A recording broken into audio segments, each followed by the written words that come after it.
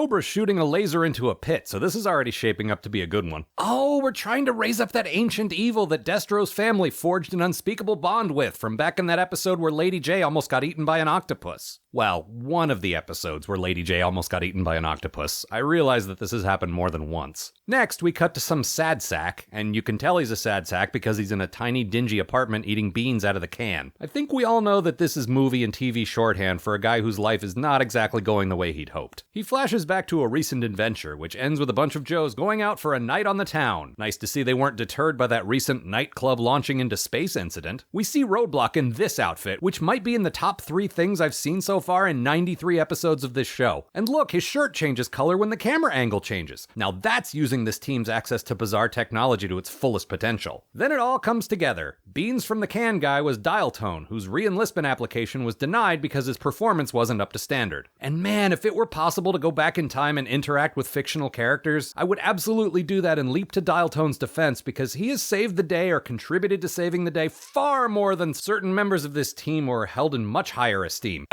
Sergeant Slaughter, General Hawk. Dial Tone, now just Mr. Morelli, I guess. This is gonna be weird, like when I had to call Shipwreck Hector Delgado. Anyway, he's approached by a woman who calls herself Chipper Dugan, which is definitely a real name and not some kind of Baroness or Zorana alias. She approaches him to build a communications device, and if this dummy doesn't immediately figure out that this is Cobra trying to recruit him, then I take back what I said and he completely deserves to have been thrown off the team in disgrace.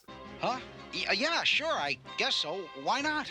Oh, Dial Tone. Sure enough, it was Zorana, and this is all part of Cobra Commander's scheme to overthrow Serpentor, presumably by using that thing we saw in the opening scene. And this is exactly the sort of episode that I've been waiting for since Serpentor showed up. They keep almost hinting that we're gonna see this great power struggle inside of Cobra, but it's barely been a thing. Surely this time they won't pull the football away. Dial Tone goes to work for Cobra, but Flint is already here undercover, and oh god, this is gonna be extra rough for Dial Tone because Flint was the one who fired him in the first place. Now he's gonna have to look his old boss in the eye when he uncovers even further evidence why he was right to fire his ass. I guess it could all be an elaborate hoax, but when has this show ever done something like that? Then they don't suspect the ruse we pulled on them?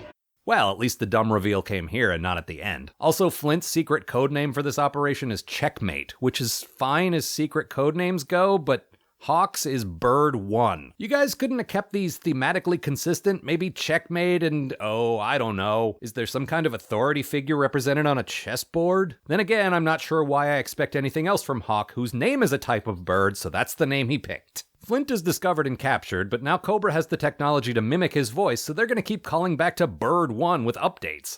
And I guarantee Bird 1 will completely swallow this like so much regurgitated worm. Thankfully, Mainframe is not an idiot and figures it out almost immediately. Dial Tone actually manages to release the ineffable horror, but then, upon hearing the sinister voice bellowing about human sacrifices, goes to switch the thing off. Zorana stops him and unleashes the harshest weapon in her arsenal, calling someone a dingo. Then Cobra Commander shows up, grabs the mic, and begins negotiating an unholy pact with the thing, and this is it! We're actually gonna kick that football this time! Who's the blockhead now, Lucy? The monster reveals itself, and this time it's not an octopus, but maybe it's like one of those choose my form things like Zool. I would totally buy that this thing was floating around in Cobra Commander's mind someplace. The Joes arrive and fight the thing while Dial Tone discovers the imprisoned Flint and sets him free. Hawk grabs them both and starts giving Dial Tone orders. This, to me, is a test of Dial Tone's character. These people smeared his reputation and made him believe his career was ruined just so they could, he just did what Hawk told him to do. So he gets a big fat F on that character test. The thing Hawk ordered him to do is to call Cobra to warn Serpentor that the big monster was coming for him. Naturally, Serpentor doesn't believe this because Cobra Commander couldn't possibly succeed at anything. Snakes who live in glass enclosures probably shouldn't throw stones, dude. Cobra doesn't fare particularly well fighting the thing off.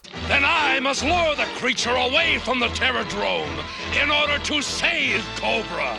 Wait. What? When did he suddenly develop nobility? I mean, it's a cool moment, but it's not exactly consistent with every other thing we've seen him do so far. Then Destro, who knows all about this thing because his family was responsible for it in the first damn place, calls Hawk with advice on how to stop it. Which, again, is cool. I tend to like those moments when everyone puts aside their differences for the greater good, but it's a little weird that he waited until after Serpentor left to do this. Is Cobra starting to turn on this leader now too? The secret is a chant.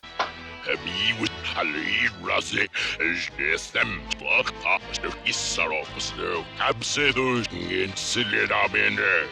you think I'm not going to see what that sounds like backwards, then you don't know me at all. Anybody listening to this backwards for a secret occult message is a real dweeb. I was already prepared to call this my new favorite episode of G.I. Joe, but that clinches it. Sorry, Cold Slither, you did your best, but nothing is topping that. I don't just mean in the next 2 episodes in the movie, I mean in my life. Nothing I see for the rest of my days is ever going to top that. The chant works and the Lovecraftian monstrosity is driven to a deep sea trench. Serpentor claims this as a victory and support for him is now stronger than ever. This is more like the Serpentor I know. Then this scene happens. It sure hurts when the rest of the world thinks you're a loser. Well, now we know how Dialtone must have felt. Wow, just wow.